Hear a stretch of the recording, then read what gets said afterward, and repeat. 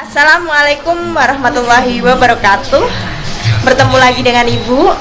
Kali ini Ibu harap kalian sehat selalu dan diberi semangat belajar pada pagi hari ini.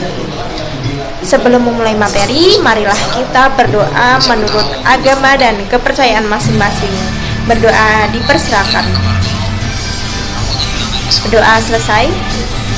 Ya anak-anak, Ibu presentasi kalian terlebih dahulu ya. Barangkali ada yang tidak berangkat pada pertemuan kali ini. Siapa yang tidak berangkat? Bagus ya? Bagus kenapa? Pergi. Baik. Ya, kita doakan semoga Bagus segera diberi kesempatan belajar bersama kita.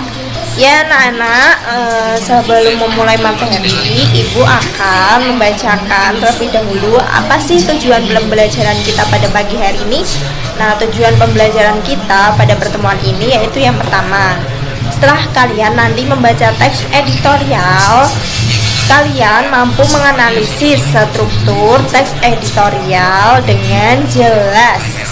Yang kedua yaitu setelah kalian menganalisis struktur teks editorial, kalian Ibu harap pintar dan pandai dalam menganalisis juga teks editorial itu dengan jujur. Ya anak-anak, itu tujuan pembelajaran kita. Langsung saja ya masuk ke materi. Nah, materi yang Ibu sampaikan pada pertemuan ini yaitu berkaitan dengan pengertian, dengan struktur, dengan kaidah kebahasaan, dan dengan bagaimana cara kita menulis berdasarkan kaidah dan kaidah kebahasaan itu. Nah, dari pengertian teks editorial sendiri yaitu yang pertama, teks yang berisi pribadi atau pendapat pribadi seseorang terhadap suatu isu atau masalah yang aktual. Yaitu tadi pengertian mengenai teks editorial ya anak-anak. Sekarang apa saja sih struktur dari teks editorial itu? Nah, struktur dari teks editorial itu kita ketahui ada 3 struktur.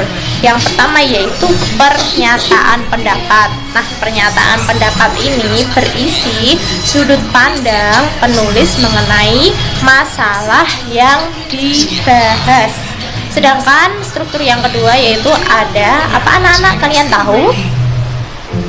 Iya betul Sinta, argumentasi. Nah, kalian bisa membaca buku mengenai buku mengenai teks editorial yang kalian bawa itu ya anak-anak.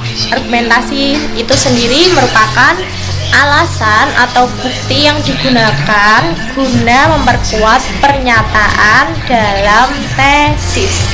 Nah, sedangkan struktur yang ketiga yaitu pernyataan ulang pendapat. Nah, pernyataan ulang pendapat ini berisi bagian yang berisi penegasan ulang anak-anak. Bagaimana penegasan ulang ini ditaruh di bagian argumentasi guna untuk memperkuat. Nah, itu ya 3 struktur yang Ibu jelaskan mengenai struktur teks editorial. Nah, sedangkan sekarang Ibu akan menjelaskan mengenai kaidah teks editorial itu. Nah, kaidah teks editorial ini terdapat beberapa kaidah. Yang pertama Ibu jelaskan yaitu adverbia. Nah, adverbia ini berisi tentang contoh ya, sering, selalu, biasanya, kadang-kadang, jarang, mungkin juga sebagian waktu atau sebagian besar, seperti itu ya anak-anak. Nah, sedangkan yang kedua yaitu kaidah tentang konjungsi. Nah, konjungsi ini merupakan mungkin kata penghubung ya. Kalian juga pastinya sudah mengetahui pada pelajaran bahasa Indonesia sebelumnya, Ibu juga pernah memberikan materi tentang konjungsi itu apa. Nah, konjungsi di sini Ibu sebutkan atau Ibu contohkan yaitu sebagai kata penghubung. Contohnya bahkan, atau yang mungkin sedangkan, karena itu, tetapi. Nah, itu termasuk konjungsi anak-anak. Terus kaidah kebahasaan yang ketiga yaitu apa? Yang terakhir?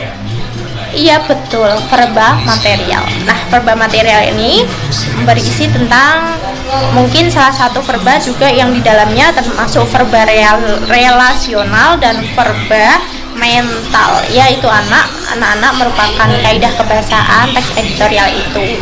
Nah, sekarang Ibu harap kalian paham mengenai materi yang Ibu sampaikan. Nah, sekarang Ibu akan membagi kalian menjadi kelompok kecil yang masing-masing kelompok itu terdiri dari 2 anak.